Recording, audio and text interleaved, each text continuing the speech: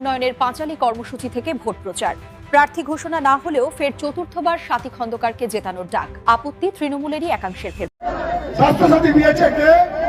খাদ্যসাথী দিয়েছে কে? তাহলে 26-এ জিতবে কে? 26-এ জিতবে কে? মমতা বন্দ্যোপাধ্যায়ের হাতকে শক্ত করার জন্য 26-এ জেতাতে হবে চণ্ডীতলা কাকে? মমতা বন্দ্যোপাধ্যায়ের হাতকে শক্ত করার জন্য চণ্ডীতলায় চতুর্থবারের জন্য জেতাতে হবে কাকে?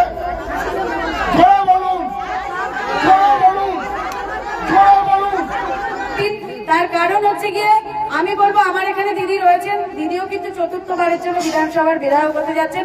দিদির জন্য আগে জোরে করে একটা হাতে তালি দিন। তার কারণ দিদি আছেন আপনাদের ভালোবাসার জন্য, আপনাদের ভালোবাসা এবং শ্রদ্ধা সমস্ত কিছুর জন্য। বলবো আপনাদেরকে অনুরোধ করবো মমতা বন্দ্যোপাধ্যায়ের হাত শক্ত করতে আগামী দিন সাথী খন্দকারকে চতুর্থবারের জন্য চণ্ডীতলা বিধানসভা থেকে জিতিয়ে বিধায়ক করতে হবে।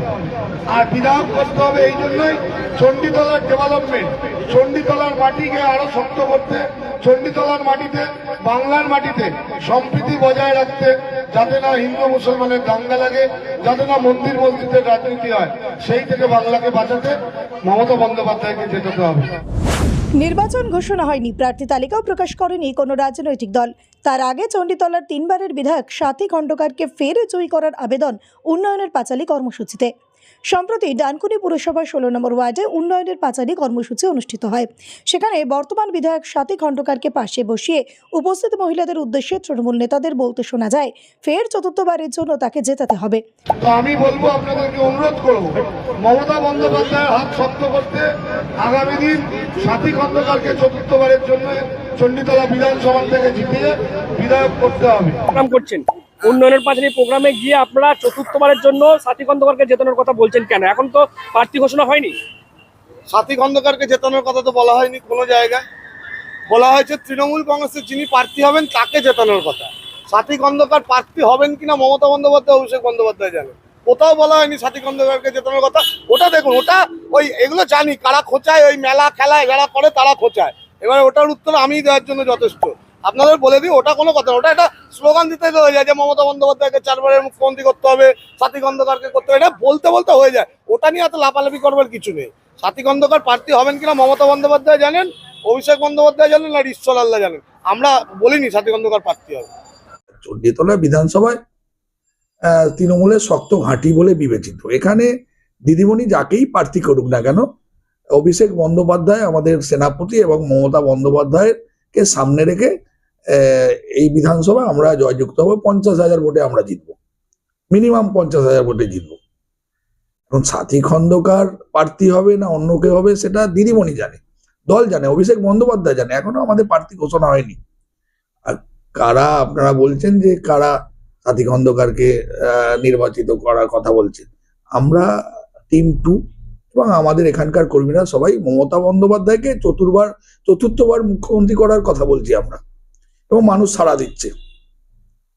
কারাও যদি সাথী খন্দকারের নাম বলে তাহলে সাথী খন্দকারের তারা ক্ষতি করছে। আর যারা বলছে এগুলো দলকে অপমানিত করছে, বিড়ম্বনায় ফেলছে, তারা তাদের নিজস্ব মতামত। আবার কিছু কিছু মানুষ বলছে বিধায়ক পরিবর্তন করতে হবে, উন্নয়ন হয়নি, হাসপাতালের উন্নয়ন হয়নি। বিভিন্ন জন বিভিন্ন কথা বলবে, কিন্তু দলের সিদ্ধান্ত চূড়ান্ত। দল যাকে প্রার্থী করবে আমরা প্রস্তুত, আমরা তাকে 50,000-এর বেশি ভোটে চণ্ডীতলা বিধানসভা থেকে জয়যুক্ত করব। তবে এ বিষয়ে চণ্ডীতলা বিধানসভার বিধায়ক সাথী খন্দকার জানিয়েছেন কে বলেছেন তিনি সেটা শোনেননি, শুনলে নিশ্চয়ই তাকে বারণ করতেন। তবে তার যেটা মত, মুখ্যমন্ত্রী যাকে প্রার্থী করবেন অর্থাৎ দলনেত্রী মমতা বন্দ্যোপাধ্যায় যাকে প্রার্থী করবেন সে নিশ্চয়ই জিতবেন। কে বলেছে আমি ঠিক শুনিনি, শুনলে নিশ্চয়ই তাদের বারণ করতাম। আমি কিছুক্ষণ আগেই বললাম যে যেই প্রার্থী হয়ে আসুক মমতা বন্দ্যোপাধ্যায়ের ক্ষমতায় সে জিতে যাবে, মমতা বন্দ্যোপাধ্যায়ের উন্নয়নে। তবে এই গোটা বিষয়কে নিয়ে শুরু হয়েছে রাজনৈতিক চাপানোতর। এই বিষয়টা প্রকাশ্যে আসতেই একযোগে তৃণমূল কংগ্রেসকে নিশানা করেছে সিপিআইএম, বিজেপি এবং কংগ্রেসও। প্রার্থী ঘোষণা হয়নি, দেখা যাচ্ছে তৃণমূল কংগ্রেসের বেশ কিছু নেতা তারা প্রচার করছে আবার বিধায়ক সাথী খন্দকারকে চতুর্থবারের জন্য প্রার্থী করা হোক। মানে কিভাবে বিষয়টা দেখছেন আপনারা? দেখুন, আমরা তো জাতীয় কংগ্রেস দলটা করি, যে যে দল আমাদের ভারতের স্বাধীনতা এনে দিয়েছিল ইংরেজদের হাত থেকে। তো ওটা সাথী খন্দকারের দলের লোকেরা বলতে পারবে তারা প্রার্থী হিসেবে কেমন, তারা কি কাজ করেছে। এবং আমরা যদি বিরোধী দিক থেকে বলি, সাথী খন্দকারকে ভোটের সময়তেই আমরা দেখতে পাই, সেরকম কোনো উন্নয়নের ক্ষেত্রে আমরা দেখতে পাই না। 15 বছরের একজন বিধায়ক, আমাদের এখানে না কোনো স্বাস্থ্যকেন্দ্র মানে ভালোভাবে গড়ে উঠেছে। গ্রামীণ হসপিটাল চণ্ডীতলা আপনারা জানেন, একমাত্র কংগ্রেসেরই যখন বিধায়ক ছিল অ্যাট এ টাইম 35 লক্ষ টাকা খরচা করা হয়েছে। তারপর থেকে কোনো বিধায়ককে আর আমরা সেভাবে কাজ করতে দেখি না। তৃণমূলের দলের মধ্যেই 10টা গোষ্ঠী আছে। আমার ওয়ার্ডেই দেখতে পাবেন আপনি তৃণমূলের 4টে গোষ্ঠী। তারা কেউ কেউ মানে বিধায়কের পক্ষে আছে, কেউ সাংসদের পক্ষে আছে। তো এরা তো এদের উন্নয়নের কথা বলবে, অতএব সাধারণ মানুষ কোনো উন্নয়ন কিছু পরিষেবা সেরকম পাচ্ছে না। এদের গোষ্ঠীদ্বন্দ্ব লেগে আছে। এরা এখন থেকে ওদের প্রার্থী প্রচার করুক, এটা ওদের দলীয়গত ব্যাপার। এই ব্যাপারে আমার কোনো মতামত নেই। তবে একটা জিনিস আমি বলতে পারি যে উনি চতুর্থবারের জন্য হোক বা পঞ্চমবারের জন্য বা ষষ্ঠমবারের জন্য, সেটা আমার কাছে বড় বিষয় না। বিষয় হচ্ছে তৃতীয়বারে মানে 3 বছর ছিলেন, 15 বছর ছিলেন, 3 বার ছিলেন না, 15 বছর ছিলেন। তো এই 15 বছরে উনি কি করেছেন মানুষের জন্য? আজকে চণ্ডীতলা বিধানসভার জন্য একটা হসপিটাল নেই ঠিক মতো ট্রিটমেন্ট করার মতো। কত মেয়েরা, কত মায়েরা, তাদের কষ্ট হয়, কত মানুষের কষ্ট হয়, তারা পরিষেবা পায় না। কোনো ভালো স্কুল নেই যে স্কুলে গিয়ে মানুষ শিক্ষা গ্রহণ করবে, সেরকম কোনো স্কুল নেই সরকারি। সবাই বেসরকারি স্কুলে পড়তে যাচ্ছে, সরকারি স্কুলের কোনো রকম কোনো ব্যবস্থা নেই। রাস্তাঘাটের অবস্থা, পানীয় জলের ব্যবস্থা, তারপরে আপনার সবথেকে বড় বিষয় একটা যেটা, যে জল নিকাশি ব্যবস্থা। বর্ষাকাল হলে আপনি দেখেছেন আমার ডানকুনি কেন বিভিন্ন অঞ্চলে চণ্ডীতলা বিধানসভাতে জলের জলমগ্ন অবস্থায় পড়ে থাকে। সেখানকার মানুষ দীর্ঘদিন ধরে তাদের জলের যন্ত্রণা ভোগ করে। সেসব নিয়ে কিন্তু কোনো দিনের জন্য আমি একবার ওনাকে দেখতে পাইনি যে কোনো রাস্তায় নেমেছেন উনি এসেছেন। একমাত্র উনি ভোটের সময় ওনাকে দেখা যায়, ভোট পাখির মতো উনি আসেন, যাযাবরের মতো উড়ে আসেন, ভোট নেন, ভোট নিয়ে চলে যান। তো ওনার ব্যাপার, ওনাদের দলের ব্যাপার, উনি দাঁড়াক। আর এরা ভয় পেয়ে গেছে যে এখন থেকে যদি আমি ওনাকে প্রার্থী হিসাবে না দেখাই বা পাড়ায় পাড়ায় না দেখাই, তাহলে পরবর্তীকালে আবার বলবে যে ওনাকে তো দেখা যায়নি। আজকে লক্ষ্মীর পাঁচালী পড়তে যাচ্ছে বলে ওনাকে দেখা যাচ্ছে, অন্য সময় কিন্তু দেখা যায়নি, কোনো উন্নয়নে দেখা যায়নি, কিচ্ছু দেখা যায়নি। মাসে মাসে 1000-1200 টাকা যার টাকা নিচ্ছে, সরকারের টাকা নিয়ে, সরকার থেকে খরচা করে যে টাকাটা দিচ্ছে পাবলিকের টাকা, সেই টাকাটার জন্য উনি লক্ষ্মী পাঁচালী করতে যাচ্ছে। ঠিক আছে, এগুলো কোনো যুক্তিগত ব্যাপার নয়, ওনারা করছেন। তবে 26-এ এর রেজাল্ট খুব ভালো হবে।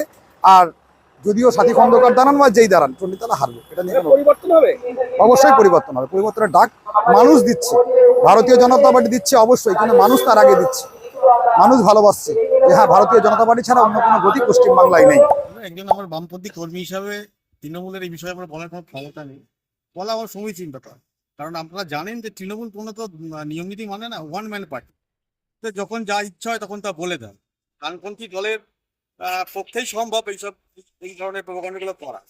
এই সময় বলতে চাই যে 2011-এর পর থেকে আমরা দেখলাম ক্ষমতা আসার পর যেমন তৃণমূলের সারদা নারদা রোজগড়ির দাপট বেড়েছিল, তেমনি 14 ক্ষমতা আসার পর আদানি আম্বানিরও দাপট বেড়েছে, তাদের সম্পত্তি বেড়েছে।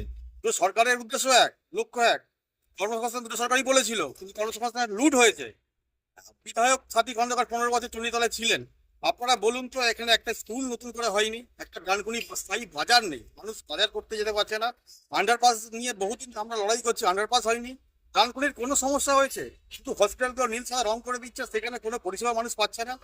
ওষুধ নেই, কিছু হলেই অল্প কিছু ঘটনা ঘটলে রেফার করে দিচ্ছে। 15 বছর তাহলে আমরা বিধায়ককে যে সময় দিলাম, 15 বছরে খুব কম, যথেষ্ট সময় পেয়েছেন। সেই জন্য তাদের ছাগল তারা কোথায় কাটবে, লেজে কাটবে কি মাথায় কাটবে, আমাদের তাদের কোনো বিন্দুমাত্র মাথা ব্যথা নেই, এবং রাজ্যবাসীরও কোনো মাথা ব্যথা নেই। কারণ এই রাজ্যবাসী জেনে গেছে এই দুর্নীতিবাজ, দাঙ্গাবাজ বিজেপি, সাম্প্রদায়িক বিজেপি এবং দুর্নীতি পড়লেন তৃণমূলকে তারা উৎখাত করলে বাংলার মানুষের পরিত্রাণ নেই।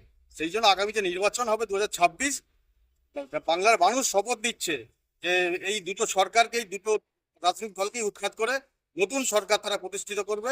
তাদের স্বার্থে যে সরকার, জীবন জীবিকার স্বার্থে যে সরকার, কথা বলবে। 28শে জানুয়ারি জেলা সফরে আসছেন মুখ্যমন্ত্রী মমতা বন্দ্যোপাধ্যায়, এবং তার আগে দলের আনুষ্ঠানিকভাবে প্রার্থী ঘোষণার আগেই তৃণমূলের এই প্রার্থী প্রচার নিয়ে যথেষ্ট বিড়ম্বনায় তৃণমূল কংগ্রেস খোদ। কি বলবেন, তৃণমূলের কি আবারও চতুর্থবারের জন্য সাথী খন্দকারকে এই চণ্ডীতলা বিধানসভায় প্রার্থী করা উচিত, নাকি প্রয়োজন বদল, নাকি প্রয়োজন নতুন মুখ? আপনারা কি বলবেন দর্শক, অবশ্যই কমেন্ট বক্সে। আর এরকম আরো খবর পেতে নজর রাখবেন ডিএনএন বাংলায়। ডিএনএন বাংলা সবার মনে সবার ফোনে।